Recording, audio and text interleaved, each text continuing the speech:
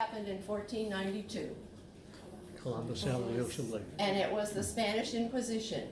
So the Jews at that time had one of three choices. You asked, how did this start with the World War II, with scapegoating the Jews? But way back into Exodus, Genesis, it's always been about the Jews.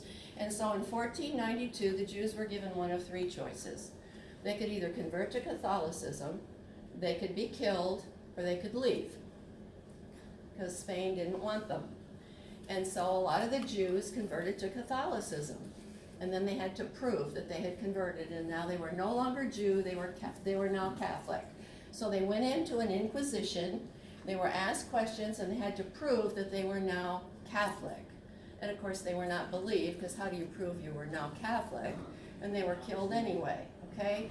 So Spain takes the Jewish money on the ships and the Jews from Spain with Christopher Columbus, and they leave Spain, because once again, a country did not want the Jews. That's what this whole story is about. You're not going to be Jewish, you're not going to be Jews anymore, you're not going to live here anymore, we don't want the Jews anymore. That's from the beginning of time, basically. Still is, in a lot of areas, right. Okay, so the Sephardic Jews were Spanish, they were Spain, Sephardic, and they were travelers, and so their Torah is encased in a case always to protect the holy book. Okay?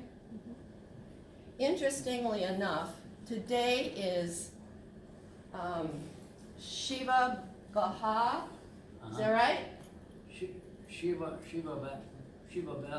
Ba'a? I think so. Or something like that. Okay, it's the celebration of the destruction of both temples. Yeah. And so the Jews don't fast on Sabbath, but they're fasting today in honor of the destruction of those two temples. Yeah. Okay? Questions? Okay, we're gonna go around on the other side.